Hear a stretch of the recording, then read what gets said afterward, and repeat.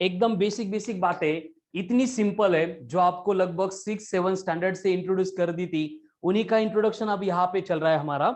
जैसे कि हमने डिस्प्लेसमेंट, वेलोसिटी, एक्सेलरेशन, इन तीनों को कनेक्ट करने के लिए काइनेमेटिकल इक्वेशन एंड मोशन मतलब क्या होता है उसको पढ़ने के लिए उसकी दो ब्रांचेस, एक काइनेमेटिक्स वाली, दूसरी काइनेटिक्स वाली। ये सारी बातें हमने डिस्कस की थी लास्ट के लेक्चर में।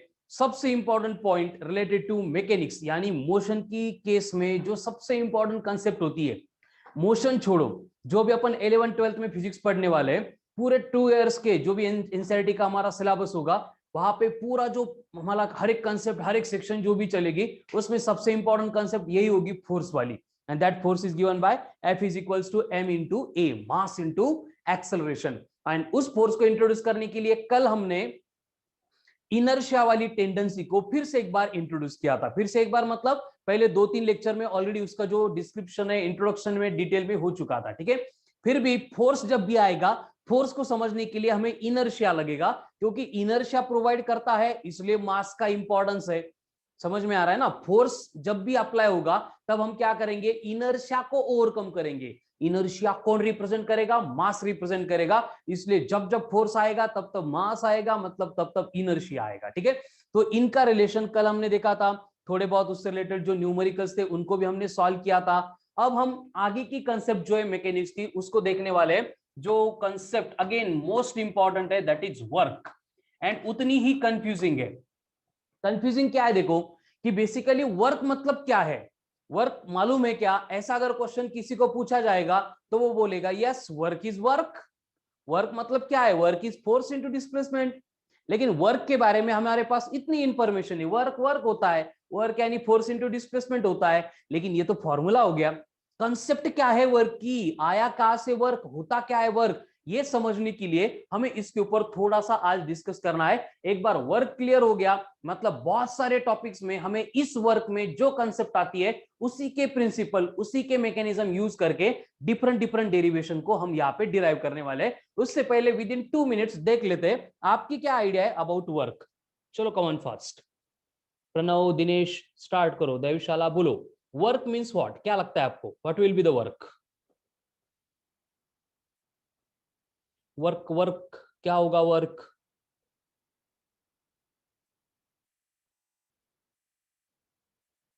बोलो जल्दी जल्दी, वर्क मीन्स व्हाट, क्या होगा वर्क? आज हमें ये डिस्कस करना है। मैं तो एक्सप्लेन करने वाला हूं, लेकिन आपके दिमाग में पहले से क्या है, कितना क्लियरेंस है, वो अगर मुझे समझ में आ गया तो अपन उसको थोड़ा सा और डिटेल में देख सकते हैं। Momentum of body, okay, every energy required to perform task, उसको वर्क बोला गया। Excellent Tejas. Energy transparent, Gaurav एकदम up to the mark answer है। Work is energy, excellent Akash, Dinesh, good. चलो आगे, बाकी लोग भी कमेंट करो क्या है वर्क मतलब। देखो वर्क की ऐसे प्रॉपर कोई डेफिनेशन नहीं है, जैसे अपन एनर्जी को डिफाइन करते हैं कि एनर्जी मतलब है एबिलिटी और कैपेसिटी टू डू वर्क, वैसे वर्क की डेफिनेशन नहीं है, लेकिन वर्क की कंसेप्ट है जो आज हम यहाँ पे डिस्कस करने वाले हैं, ठीक है। Rahul, we applied force and we will get work done. Neha excellent, फिर से एकदम प्रॉपर फॉर्मेट आंसर आ गया नेहा का, which is given bye F into D into cos of theta, extremely correct answer, very good, ठीक है, एक्सलेंट। चलो, तो अब वर्क मतलब क्या है, आपकी मतलब कमेंट देख के समझ में आ गया आपको क्या मालूम है, सबके आंसर्स करेक्ट है। लेकिन और थोड़ा उसको क्लियर कर लेते कि जो फिजिक्स अपन पढ़ रहे हैं मतलब नेचर पढ़ रहे हैं, हमारी सराउंडिंग पढ़ रहे हैं, तो ये के कंसेप्ट यहाँ पे जो आएगी वो फैमिलियर लगनी भी चाहिए। ऐसे लगना चाहिए कि नहीं ये तो हमारे सराउंडिंग में होता ही था, बस हम उसको ऑब्जर्व नहीं कर रहे थे और रिलेट नहीं कर रहे थे, ठीक है। तो इसको अपन यहाँ पे इंट्रोड्यूस करने वाले हैं वर्क को। लेकिन वर्क को डायरेक्ट में इंट्रोड्यूस करने से पहले आपको मैं एनर्जी के बारे में दो बातें बोलूंगा। एक, एनर्जी मतलब क्या होती है, एंड उसके बाद में law of conservation of energy. And ये दो पॉइंट पढ़ने के बाद मैं यूनिवर्स का, फिजिक्स का नहीं बोल रहा हूं मैं, यूनिवर्स का सबसे इंपॉर्टेंट लॉ यहाँ पे एक्सप्लेन करने वाला हूं। एंड ये तीनों बातें हो गई तो वर्क अपने आप क्लियर हो जाएगा। देखो पहले जाता है एनर्जी क्या बोर्ड, अब ये आंसर हर एक को मालूम है, जो स्कूल में जाता है, जो पढ़ता है, उन सबको मालूम है कि एनर्जी मतलब क्या होता है, एबिलिटी और capacity to do work. Ability और capacity to do work, work करने की जो एबिलिटी है, वर्क करने की जो कैपेसिटी है गिवन बॉडी की, उसको अपन एनर्जी बोलते हैं। अब एनर्जी के ऊपर हम आगे बहुत ज्यादा डिस्कस करने वाले हैं, लेकिन जो पॉइंट लिखा है वो क्लियर करने के लिए एक छोटा सा एग्जांपल देखते हैं। जैसे कि फॉर एग्जांपल मैंने यहाँ पे एग्जांपल लिया है काइनेटिक एनर्जी का, which is given by half of m into v का स्क्वायर। अब यहाँ पे ये फॉर्मूला है, ये काइनेटिक एनर्जी है, मतलब ये क्या है, एबिलिटी टू डू वर्क। और काइनेटिक एनर्जी को इस तरह से डिफाइन किया जाता है कि ability to do work by virtue of its motion. क्या है काइनेटिक एनर्जी, मतलब ability to do work by virtue of its motion. इसके मोशन की वजह से जो वर्क करने की एबिलिटी है, इसके मोशन की वजह से जो वर्क करने की एबिलिटी है, उसको बोला जाता है काइनेटिक एनर्जी। तो काइनेटिक एनर्जी मतलब है क्या, it's a tendency, sorry, ability to do work by virtue of its motion. अब कैसे, अब ये काइनेटिक एनर्जी मतलब वर्क करने की एबिलिटी कैसी होती है, एकदम सिंपल है। जैसे मेरे सामने यहाँ पे एक विंडो है और मैं क्या करूंगा, इस चौक को विंडो के ऊपर फेंक के मारूंगा। अब ये चौक फेंक के मारा मैंने, उसकी वेलोसिटी v थी, वहां पे जाके विंडो ब्रेक नहीं हो रही है। मैं ट्राई नहीं करूंगा, बस हम इमेजिन करेंगे, ठीक है, कि चौक फेंकूंगा तो वहां पे ये विंडो ब्रेक नहीं होगी। समझ में आ रहा है ना, मतलब वर्क डन हुआ लेकिन थोड़ा सा कम हुआ, नेग्लिजिबल हुआ। हमें वर्क कौन सा एक्सपेक्टेड है, विंडो को ब्रेक करने वाला। अब अगर मैं इस चौक की जगह पे मोबाइल लूंगा और जिस स्पीड से, जिस वेलोसिटी से चौक को फेंका था, उसी वेलोसिटी से अगर मैं मोबाइल को फेंक दूंगा तो क्या होगा, विंडो ब्रेक हो जाएगी। मतलब दोनों बॉडी में वेलोसिटी तो सेम थी, लेकिन सेकंड बॉडी में क्या बढ़ा, मास बढ़ा। मास बढ़ने से क्या हुआ, मास बढ़ने से इस बॉडी की काइनेटिक एनर्जी बढ़ी। काइनेटिक एनर्जी बढ़ी मतलब क्या बढ़ा, वर्क करने की एबिलिटी बढ़ी, कैपेसिटी बढ़ी, और इसने विंडो को ब्रेक कर दिया। तो ये होती है एनर्जी। कितना वर्क हो सकता है ये डिपेंड करता है एनर्जी के ऊपर, ठीक है। मुझे वर्क क्या है इसके ऊपर आना है, लेकिन पहले एनर्जी क्लियर हो गया कि कितना वर्क होगा, वो डिपेंड करेगा एनर्जी के ऊपर। फॉर एग्जांपल, सपोज हमारे जैसे नॉर्मल पीपल है और हमें कुछ वेट लिफ्ट करना है, तो हम 20 केजी, 30 केजी, तो 40, मैक्स टू मैक्स 50 केजी को आराम से उठा सकते हैं, थोड़े एफर्ट्स लेके उठा सकते हैं। लेकिन अगर 50 केजी से ज्यादा 60, 80, 90, 100 केजी अगर उठाना है तो हमें पॉसिबल नहीं है। वहां पे जो वेट लिफ्टर्स होते हैं ओलंपिक में, जो प्रोफेशनल लोग हैं जिनका वही रोज काम है, उनको मतलब प्रैक्टिस कर करके वो मालूम है कैसे उठाना है, और उनके बॉडी में उन्होंने उस टाइप की एनर्जी सेव की है, मसल एनर्जी डेवलप की है, इसलिए वो वर्क डन कर सकते हैं। समझ में आ रहा है, तो ये होती है energy, ability to do work. उसके बाद सबको मालूम है कि एनर्जी ऑलवेज कंजर्व होती है, मतलब एनर्जी जो है, एनर्जी जो है that is nether be created, इसको हम बना भी नहीं सकते, नॉर बी डिस्ट्रॉयड, के समझनी अपन, ठीक है। हम एनर्जी को बना भी नहीं सकते, डिस्ट्रॉय भी नहीं कर सकते। तो करते क्या है, हम सिर्फ एनर्जी को एक फॉर्म में से दूसरे फॉर्म में कन्वर्ट करते हैं। हमारा काम क्या है, बस एनर्जी को एक फॉर्म से दूसरे फॉर्म में कन्वर्ट करना। यानी कि देखो, यूनिवर्स में, यूनिवर्स का छोड़ दो, हमारी ग्लोब पे, हमारे अर्थ पे, हमारे वर्ल्ड में डिस्कस करते हैं कि जितनी भी अमाउंट ऑफ एनर्जी है वो कांस्टेंट है।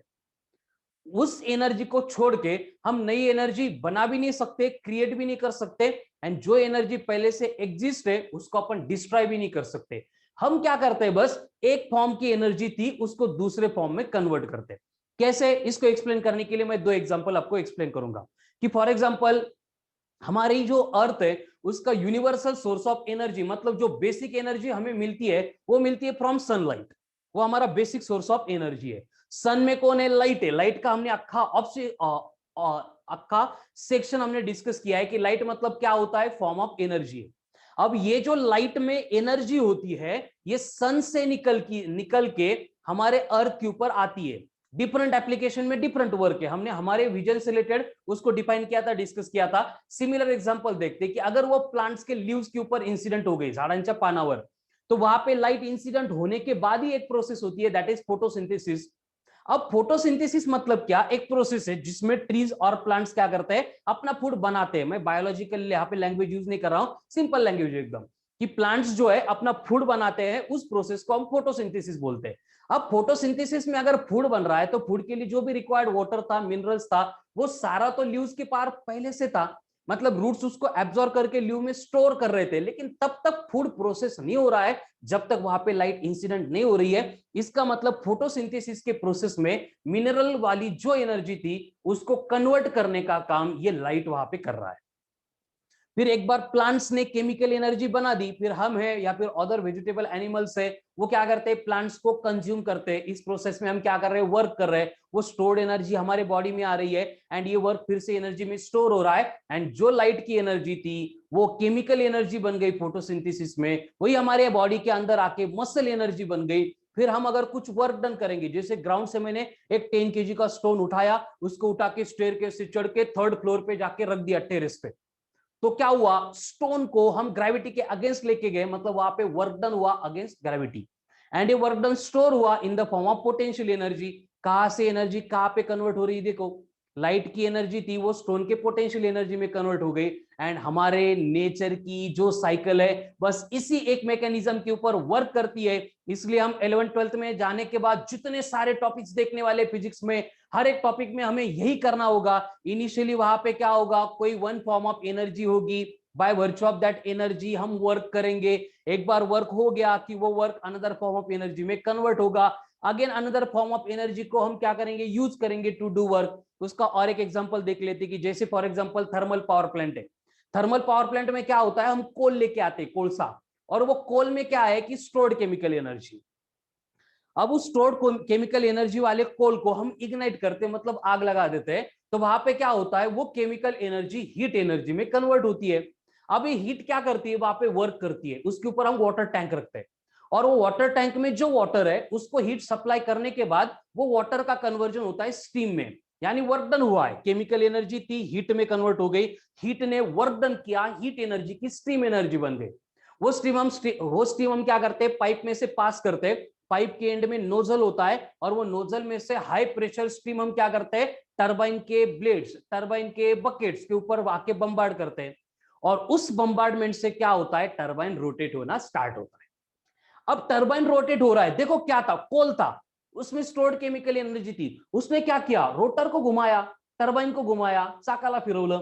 अब ऐसे क्यों हुआ, क्योंकि जो स्टीम की प्रेशर एनर्जी थी उसने वर्क किया, और वर्क करने के बाद रोटेट होने वाला जो व्हील है, मतलब वहां पे वर्क स्टोर हो रहा है in the form of mechanical energy. Again mechanical energy उस टरबाइन के रोटेशन के साथ में उसके रोटर को भी रोटेट कर रही है। सराउंडिंग में मैग्नेट्स होते हैं, हमने ये पार्ट इलेक्ट्रोमैग्नेटिक इंडक्शन के टॉपिक में देखा था। तो सराउंडिंग में मैग्नेट है, उसमें ये रोटर रोटेट हो रहा है, यानी मैग्नेट जो है रोटर की मोशन को अपोज कर रहा है, और हमारी मैकेनिकल एनर्जी वर्क कर करके उसको रोटेट कर रही है। तो ये वर्क डन स्टोर होगा in the form of electrostatic potential energy, जो रिस्पॉन्सिबल है for the flow of electric current through the surface of conductor. तो इस तरह से हम अगर परली टू औरंगाबाद, परली में थर्मल पावर प्लांट है, वहां से औरंगाबाद तक कंडक्टिंग वायर्स अगर कनेक्ट कर देंगे, तो वहां पे क्या होगा कि ये जो स्टोर्ड इलेक्ट्रोस्टैटिक पोटेंशियल एनर्जी थी ये वर्क करेगी, इलेक्ट्रॉन को मोशन में सेट करेगी, इलेक्ट्रॉन उस एनर्जी को काइनेटिक एनर्जी में कन्वर्ट करके फिर पावर स्टेशन, पावर हाउस, फिर डीपी, ट्रांसफार्मर, फिर हमारा पोल, फिर मीटर, मीटर में से स्विच बोर्ड, इस तरह से घूमते फिरते वो हमारे घर में आएगा। स्विच बोर्ड का स्विच ऑन किया, फैन अगर शुरू हो गया, तो इलेक्ट्रॉन की काइनेटिक एनर्जी अगेन पूरे मैकेनिज्म से मैकेनिकल एनर्जी में कन्वर्ट हो गई। मतलब पूरे नेचर की साइकिल इसी तरह से चलती है। आपको इतने सारे डिस्कशन का एक ही कंक्लूजन दिमाग में रखना है कि पहले एक फॉर्म की एनर्जी होती है, वो वर्क करती है, वर्क स्टोर होता है दूसरे फॉर्म ऑफ एनर्जी में, फिर दूसरी फॉर्म ऑफ एनर्जी आती है, वर्क करती है, अगेन ये वर्क स्टोर होता है in another form of energy, फिर अनदर फॉर्म ऑफ एनर्जी, फिर वर्क। अब थोड़ा सा सोचो कि वर्क वर्क क्या हो रहा है, कि जब एक एनर्जी अपना फॉर्म चेंज कर रही है, तो उसको खुद का फॉर्म चेंज करने के लिए जिस प्रोसेस को फॉलो करना पड़ता है उसको बोला जाता है वर्क डन। ध्यान से सुनो मेरी बातें, इतने सारे डिस्कशन के बाद हम यहां पे कंक्लूड कर रहे हैं कि while energy changing its form from one form to another form in the path, what happens, that is known as work done. जो प्रोसेस फॉलो करके एनर्जी कन्वर्ट हो रही थी from one form to another form, उसको बोला जाता है work done.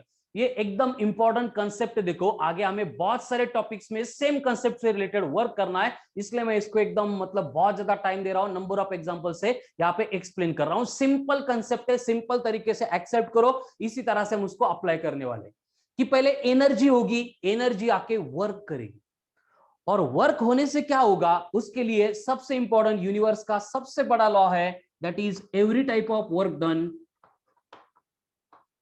every type of work done will get stored in the form of energy। ये फिजिक्स का तो है ही है, पूरा फिजिक्स सिर्फ इस एक स्टेटमेंट के इर्द गिर्द घूमता है। इस स्टेटमेंट को हमें हर एक टॉपिक के हर एक कंसेप्ट में मेनी टाइम्स यूज करना पड़ता है। कौन सा स्टेटमेंट है कि हर बार जो भी वर्क डन होगा वो कंपलसरी किसी ना किसी एनर्जी के फॉर्म में स्टोर होगा। Every work done will get stored in the form of energy. ये हम फिजिक्स में भी अप्लाई कर सकते हैं, सेम पार्ट रियल लाइफ में भी एप्लीकेबल है।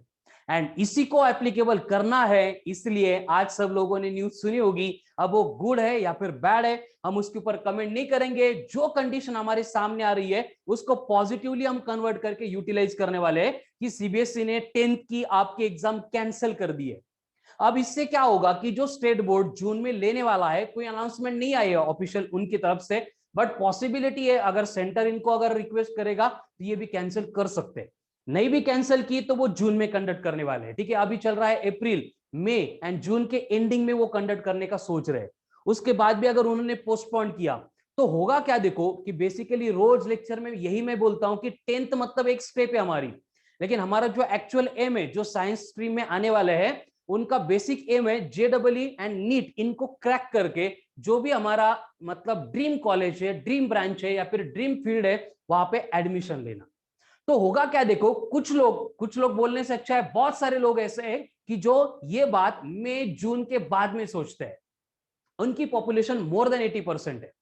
लेकिन कुछ लोग ऐसे होते हैं जिनके फोटो हम पोस्टर पे, बैनर पे देखते हैं, एंड जो एडमिशन मतलब जिनको एक्चुअल में मिलता है वो लोग होते हैं, इनको ये लॉ अच्छे से मालूम होता है एंड वो प्रैक्टिकली अप्लाई करते हैं कि हर बार जो वर्क डन किया जाएगा that will get stored in the form of energy. कोई भी वर्क डन इधर उधर नहीं जाने वाला है। जिस तरह का वर्क आप आज कर रहे हो वही एनर्जी आपके लिए फ्यूचर में स्टोर हो रही है। समझ में आ रहा है ना कि हर बार जो वर्क डन होगा that will get stored in the form of energy. इसलिए मैंने कल भी आपको ये इंट्रोड्यूस करके दिया था। अब ये ऑफिशियल एकदम इंपॉर्टेंट नोटिस है और इसकी एट द टाइम बहुत ज्यादा रिक्वायरमेंट है कि अभी जो है हमने 10th में सारे कंसेप्ट को कनेक्ट करके क्लियर करके रख दिया है। ऑलमोस्ट सारा जो 10th का बोर्ड का CBSE plus ICSE plus state board का कंसेप्चुअल पार्ट था, ग्रेविटेशन की वगैरह बाकी है, बाकी छोड़ के बाकी पूरा कंप्लीट हो गया था। अब हमें किक स्टार्ट करना है और हमारा जो मेन एम था, मेन ड्रीम था, उसको हमें यहाँ पे टैकल करने के लिए यहाँ पे हम 11th की बैच स्टार्ट कर रहे हैं in between 20 to 25th of April. और जो बैच अब से स्टार्ट होगी, सुनो देखो, जिन लोगों ने स्टार्ट से फाउंडेशन के लेक्चर किए उनका फिजिक्स के बारे में माइंडसेट है, और जो आपके फ्रेंड्स ये लेक्चर नहीं कर रहे थे उनके साथ अभी फ्री है, थोड़ा टाइम मिल रहा है आपको, तो डिस्कस करो कंसेप्चुअल क्लियरेंस उनका क्या है, प्रिपरेशन क्या है। बहुत ज्यादा प्रिपेयर कर रहे थे लेकिन फिर भी डेप्थ क्या है, कितने फॉर्मूले मालूम है, न्यूमेरिकल मतलब कितने जल्दी वो सॉल्व कर रहे हैं, तो वहां पे कहीं ना कहीं आपको समझ में आएगा कि वहां पे वो जो है थोड़ा सा लैक कर रहे हैं, आप लीड कर रहे हैं, मतलब उनसे कुछ ना कुछ ज्यादा स्किल आपने डेवलप की है। यही बात होने वाली है कि बाकी लोग मई जून के एंड में ज्वाइन करेंगे एंड हम 25th ऑफ अप्रैल से पहले इसका प्रिपरेशन स्टार्ट करेंगे। तो ये जो नेक्स्ट 2.5 मंथ होंगे दे विल बी द मतलब हमारे लाइफ के सबसे ब्रिलियंट, सबसे इफेक्टिव 2 मंथ होने वाले।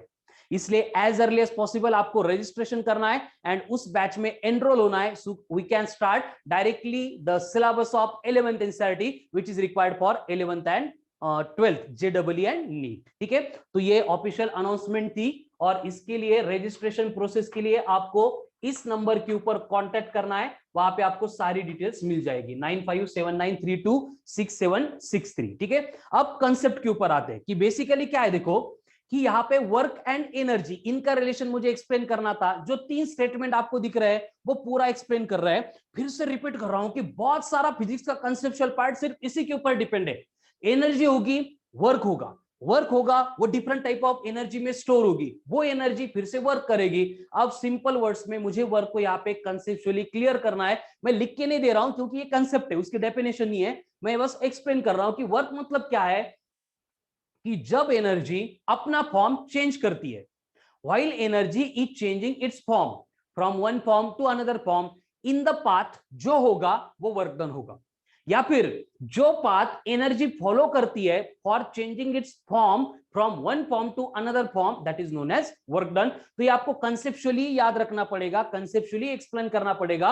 वर्क को एक्सप्लेन करने के लिए ये 3 पॉइंट हमें रिक्वायर्ड होंगे। पहले एनर्जी मतलब क्या है, दूसरा कंजर्वेशन ऑफ एनर्जी का लॉ क्या है, एंड तीसरा यहाँ पे वर्क डन जो है वो हर बार एनर्जी के फॉर्म में स्टोर होता है। ये 3 कंसेप्ट अगर आपकी क्लियर हो गई तो आपको वर्क डन में कुछ भी इश्यू नहीं आएगा, कुछ भी प्रॉब्लम नहीं आएगा। अब कंसेप्चुअल क्लियरेंस होने के बाद हम आते हैं इसके फॉर्मूले के ऊपर। अब वर्क डन का फॉर्मूला तो सबको मालूम ही है कि वर्क डन मतलब क्या होता है। एक्चुअल में जो है वर्क डन का फॉर्मूला इस तरह से होता है, F vector dot S vector. लेकिन वेक्टर रिलेटेड कंसेप्ट मैंने आपको अभी पढ़ा ही नहीं है, तो इसके ऊपर ज्यादा सोचो मत, बस ध्यान दे दो। इसको मैं सिंप्लीफाई करूंगा तो डॉट प्रोडक्ट है तो हम इसको लिखते हैं F into S into cos of theta. जब तक मैं वेक्टर नहीं पढ़ा रहा हूं इसको ध्यान मत दो, आप ये फॉर्मूले के ऊपर फोकस करो। आपने जो फॉर्मूला पढ़ा होगा वो ये होगा, work equals to force into displacement. लेकिन प्रॉब्लम क्या है कि डायरेक्ट फोर्स इंटू डिस्प्लेसमेंट की जगह पे साइंटिफिकली ये फॉर्मूला मोस्ट करेक्ट है, कॉस थीटा वाला। क्यों कॉस थीटा वाला? क्योंकि बेसिकली क्या होता है कि मेनी टाइम्स जब भी हम ये सारे एप्लीकेशंस देखते हैं, इन एप्लीकेशंस में मतलब हमें किसी बॉडी को डिस्प्लेस करना है। जैसे कि एक सरफेस है, रफ सरफेस है, इसके ऊपर एक बैग है और ये बैग हमें खींचनी है, और बैग को अपन क्या कर रहे हैं, यहां से लेके यहां तक इतना उसका डिस्प्लेसमेंट कर रहे हैं। लेकिन ऐसे नहीं होता है कि बैग को अपन ऐसे मतलब बेंड होते हैं, पकड़ते हैं और फिर खींचते हैं, ऐसे नहीं करते हम क्या करते हैं, बैग के हैंडल को पकड़ते हैं, उसको ऊपर उठा लेते हैं, हम बेंड नहीं होते, हम उसको बेंड करते हैं और उसको उठा के फिर खींच के आगे चले जाते हैं। यानी कि केस क्या है, देखो कि डिस्प्लेसमेंट इस डायरेक्शन में हो रहा है लेकिन हम तो फोर्स यहां पे अप्लाई कर रहे थे। तो फिजिक्स ये बोलता है कि वही डिस्प्लेसमेंट कंसीडरेबल है। ध्यान से सुना, अब 2 स्टेटमेंट मेरे बहुत एक्सट्रीमली इंपॉर्टेंट आने वाले हैं कि फिजिक्स ये बोलता है कि जो भी वर्क डन होगा वो तभी कंसीडर होगा अगर अप्लाइड फोर्स की डायरेक्शन में डिस्प्लेसमेंट होगा। फोर्स की डायरेक्शन में डिस्प्लेसमेंट नहीं हो रहा है तो वो वर्क डन फिजिक्स में हम कंसीडर नहीं करते। तो इसलिए हमें क्या करना पड़ता है, यहां पे जो एंगल थीटा है ये थीटा के अलोंग फोर्स का कंपोनेंट लेना पड़ता है, एफ कॉस थीटा।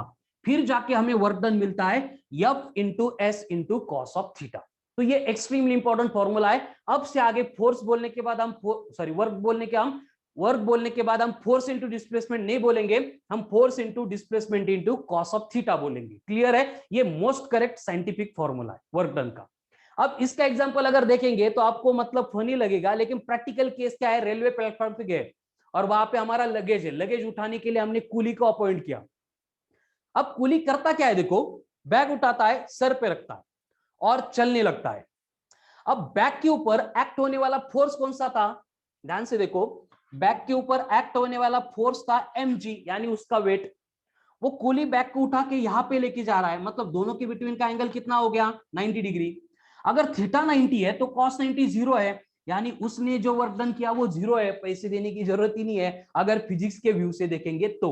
एंड हमें यही व्यू मतलब ध्यान में रखना है, वहां पे एंड टाइम पे पैसे दे देंगे, लेकिन जब तक पढ़ रहे हम इसी के ऊपर फोकस करेंगे। मतलब सिंपल कंसेप्चुअली जाओ कि वर्क डन जब भी हो रहा है तो फोर्स की डायरेक्शन में अगर डिस्प्लेसमेंट है तभी वो वर्क डन कंसीडरेबल है। ठीक है, चलो जो बोर्ड पे लिखा है इज दैट क्लियर? अगर क्लियर है तो थोड़े बार न्यूमेरिकल इसके ऊपर हम सॉल्व करेंगे। यस राहुल, एंगल रिक्वायर्ड है कंपलसरी, लेकिन जहां पे एफ इंटू डिस्प्लेसमेंट है वहां पे कंसिडर किया जाता है कि आपको क्या है कि वहां पे force and displacement same direction में, ऐसे बोला जाता है। ठीक है,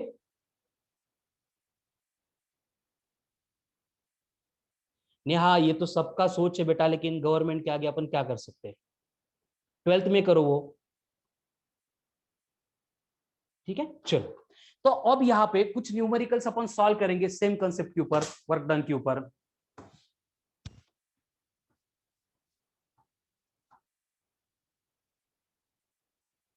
आपको क्वेश्चन दिया है कि अप्लाइड फोर्स गिवन है 200 न्यूटन एंड बॉडी का डिस्प्लेसमेंट कितना होगा अगर वहां पे वर्क डन हो रहा है 200 जूल एंड वहां पे एंगल आपको दिया था 0 डिग्री, और इस प्रोसेस में डिस्प्लेसमेंट कितना होगा ये आपको कैलकुलेट करना है। ठीक है, चलो तो जो चैंपियंस है मेरे से पहले आंसर कैलकुलेट करने वाले हैं तो मैं उनको 1 मिनट देता हूं, बाकी लोग अपन साथ में यहाँ पे सिंप्लीफाई करेंगे। ठीक है,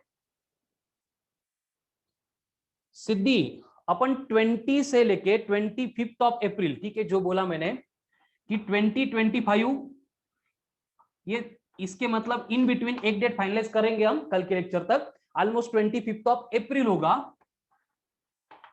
2021। यहां से हम क्या कर रहे हैं 11th 2023, क्योंकि आपको जेईई नीट के एग्जाम 2023 में देना है, तो वो बैच अपन यहाँ पे स्टार्ट कर रहे हैं। और यहाँ पे डायरेक्टली हम फिजिक्स का 11th एनसीईआरटी का फर्स्ट टॉपिक है उसको स्टार्ट करने वाले हैं।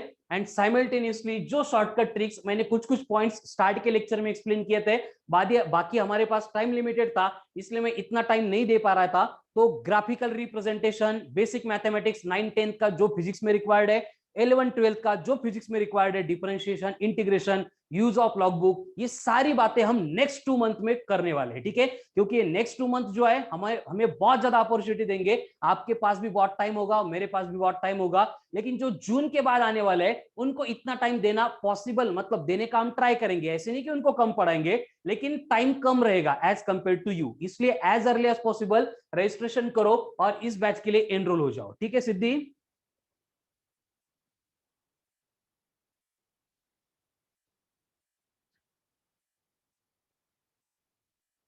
चलो चलो आंसर के लिए वेट कर रहा हूं मैं।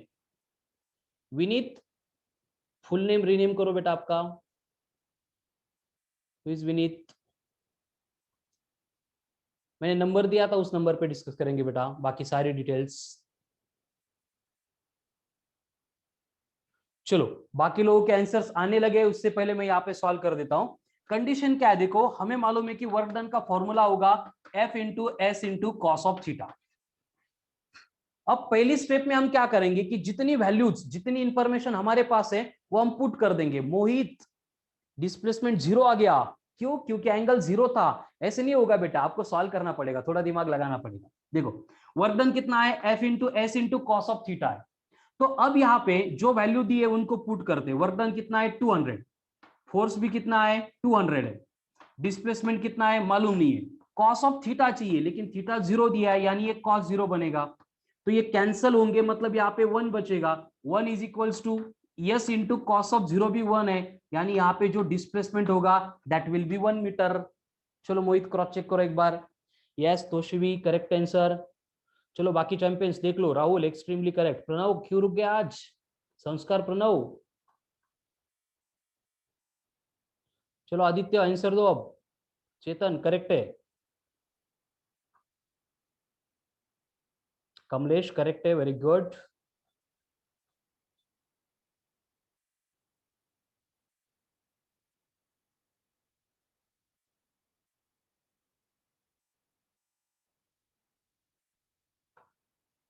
साक्षी, चेतन, कमलेश, गौरव, एक्सलेंट, वेरी गुड, सबके आंसर्स करेक्ट है। अब देखो सेम टाइप का क्वेश्चन है, अब थोड़ा सा डेटा बस मैं इंटरचेंज करके दूंगा। आपको बोला गया है कि वर्क डन कितना होगा, कैलकुलेट वर्क डन। अगर वहां पे अप्लाइड फोर्स 150 न्यूटन है, डिस्प्लेसमेंट हो रहा है 2 मीटर, जब हमने फोर्स अप्लाई किया था at an angle of 60 degree, कितना वर्क डन वहां पे प्रोड्यूस होगा। चलो चलो champions come on fast. Okay Arjun देखो कंडीशन क्या है कि ये फोर्स का सॉरी वर्क डन का फॉर्मूला है फोर्स इंटू डिस्प्लेसमेंट, ये आपको मालूम था, लेकिन मोस्ट करेक्ट जो हम आगे यूज करने वाले हैं वो है F into S into cos of theta. मैंने बस वैल्यू पुट कर दी, यहां पे बोला था वर्क डन 200 लिख दिया 200, फोर्स 200 लिख दिया 200, डिस्प्लेसमेंट मालूम नहीं था उसको एज इट इज रखा, थीटा जीरो था लिख दिया कॉस जीरो, कॉस जीरो 1 है, ये कैंसिल होके 1 बचता है इसलिए डिस्प्लेसमेंट भी 1 हो गया। चलो अब इसको कैलकुलेट करो work done. Excellent, very good Rahul, Toshvi, Ganesh, good, very good. 150 correct है। एक बार मैं क्रॉस चेक कर लेता हूं। मोहित करेक्ट है। देखो वर्क डन बनेगा F into S into cos of theta.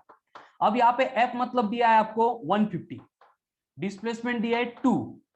अब cos ऑफ 60 अगर मालूम नहीं है तो ये न्यूमेरिकल सॉल्व नहीं होगा, cos 60 होता है 1/2, तो ये ट्रिग्नोमेट्री लगती है, तो ये ट्रिग्नोमेट्री की भी अपन बहुत ज्यादा डिटेल में प्रैक्टिस करेंगे, मतलब ये लर्न हो जाएंगे। 60 छोड़ो 59 देंगे तो भी, 63 देंगे तो भी हमें वैल्यू मालूम हो जाएंगी, इस तरह से हम उसको लर्न करते हैं। तो cos 60 अगर 1/2 है तो ये 2 एंड ये 1/2 कैंसिल हो जाएगा, यानी वर्क डन मिल गया 150 जूल।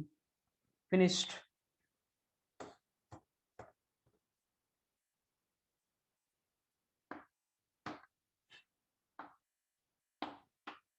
अगर वर्क डन 200 जूल है, फोर्स भी 200 न्यूटन है, बट डिस्प्लेसमेंट 2 मीटर हो रहा है, तो उस केस में थीटा कितना होगा?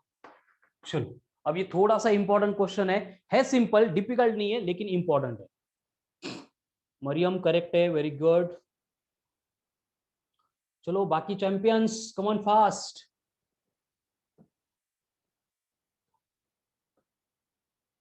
अब मुझे थीटा कैलकुलेट करना है, यहां पे एंगल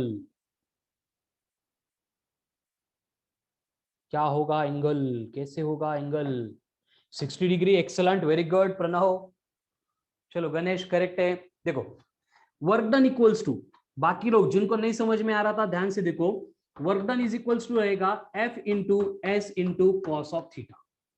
अब यहाँ पे जो वर्क डन है उसकी वैल्यू है 200, यहाँ पे फोर्स है उसकी वैल्यू है 200, डिस्प्लेसमेंट 2 है, इंटू कॉस थीटा मालूम नहीं है, ये एज इट इज रहेगा। तो फिर से ये 200 कैंसिल हो जाएगा, ये 2 मल्टीप्लीकेशन में थे इसलिए इधर आके वो डिवीजन में होंगे, तो कॉस थीटा बना 1/2। अभी लिखा था कि कॉस ऑफ 60 1/2 होता है, इसका मतलब यहाँ पे थीटा 60 होगा, तभी ये पॉसिबल है, थीटा इक्वल्स टू 60 डिग्री। हो गया answer. Yes Neha, Mayuri, Pranav, Ganesh, Tejaswini check करो बेटा, राहुल करेक्ट है, वेरी गुड। चलो आगे, मतलब अभी सबके आंसर्स आने लगे हैं वर्क डन कैलकुलेट करने के लिए, क्योंकि वर्क डन का है एक ही formula, F into S into cos of theta. तो इसमें क्या है, 4 टर्म छोड़ के कुछ आगे आपको एक्स्ट्रा दे भी नहीं सकते जो आपको कैलकुलेट करने में डिफिकल्टी हो जाए, ठीक है। लेकिन अगर आपको थोड़ा सा टाइम लेना है, मतलब क्वेश्चन सॉल्व करने के लिए कंफ्यूज करना है, तो वो डेटा इस तरह से देंगे, फोर्स देंगे 1/20 न्यूटन, वर्क डन देंगे 7000 अर्ग, थीटा दिया जाएगा 0, और बोलेंगे कि कैलकुलेट करो अब डिस्प्लेसमेंट कितना होगा। मतलब है वही फॉर्मूला, है वही प्रोसेस, लेकिन आपको थोड़ा सा कंफ्यूज करने के लिए, मतलब जो एक्चुअल में चैंपियंस है उनको सेग्रीगेट करने के लिए थोड़ी सी कैलकुलेशन की लेवल बढ़ा दी।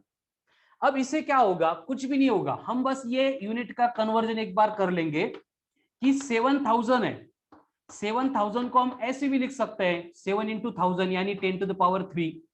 अब 1 जूल जो है इक्वल टू होता है 10⁻7 अर्ग, एंड 1 अर्ग जो है इक्वल्स टू होता है 10⁻⁻7 जूल। अब ये यूनिट कन्वर्जन सबको मालूम ही होता है।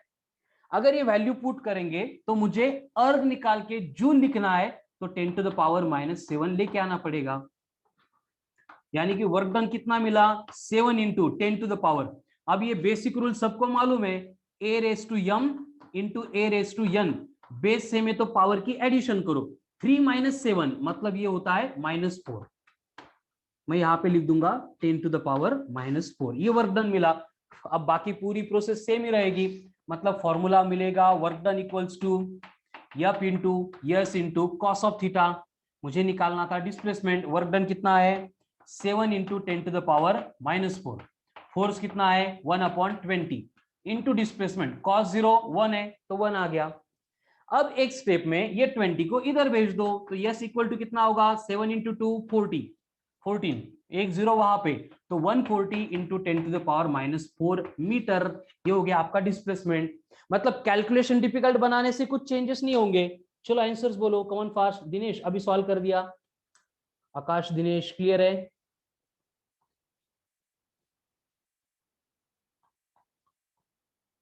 चलो स्टेप बाय स्टेप देखो, बस 2 स्टेप एक्स्ट्रा थी यहाँ पे। राहुल करेक्ट है, एक्सेलेंट, वेरी गुड। चलो बाकी लोग भी देखो, और आगे जो है 11 12 में सारे इसी तरह से कैलकुलेशंस आते हैं, ठीक है। तो इसकी प्रैक्टिस हमें करनी पड़ेगी, इसलिए हम अर्ली स्टार्ट करने जा रहे हैं।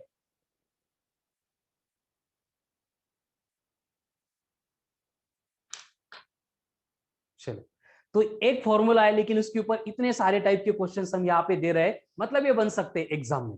ठीक है। आगे जाके हम अभी कल से जो है हमारी सोच हम थोड़ा सा चेंज करेंगे, जो 10th का बोल रहे थे उसको कन्वर्ट करके अपन 11th का बोलने का स्टार्ट करेंगे। मतलब हमारा पूरा 20 अप्रैल तक माइंडसेट ऐसे बनना चाहिए कि हम 11th का प्रिपरेशन स्टार्ट कर चुके हैं। ठीक है, क्योंकि देखो फिर से एक बार वही पार्ट में रिपीट कर रहा हूं कि अर्ली स्टार्ट करेंगे तो एक स्टेटमेंट होता है सुंजू का, क्या होता की अगर युद्धाच्या काळात कमी रक्त सांडायचं असेल तर शांततेच्या काळात जास्त घाम गाळला पाहिजे। मतलब you have to take more efforts in the peace time if you want to lose minimum blood in war time.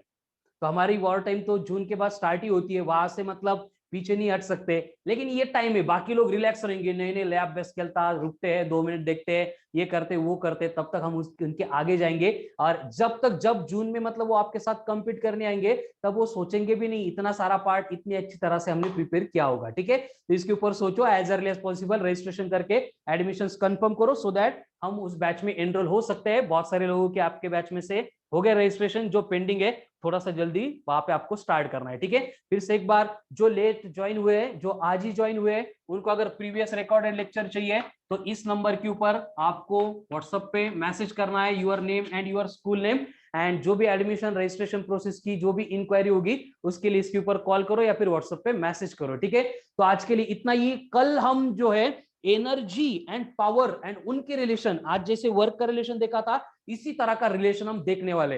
एक बार वर्क एनर्जी खत्म हो गई फिर हम सर्कुलर मोशन एंड ग्रेविटेशन के बेसिक कंसेप्चुअल पार्ट को कंप्लीट करने वाले हैं। मतलब फिजिक्स में जितने सेक्शंस रहेंगे 11th-12th में, सारे सेक्शन का बेसिक इंट्रोडक्शन हमारे पास रहेगा। मतलब कुछ भी ऐसे नया नहीं लगेगा। ठीक है, उसके साथ हम कुछ बेसिक शॉर्टकट ट्रिक्स यूज करके कैलकुलेशन कैसे सिंप्लीफाई किया जाता है, ये 1-2 लेक्चर के बाद उसके बाद डिस्कशन हम स्टार्ट करने वाले हैं। ठीक है, चलो आज के लिए इतना ही। फिर जिनकी अटेंडेंस बाकी थी एक बार अटेंडेंस लगाते जाओ। चलो, थैंक यू, गुड नाइट।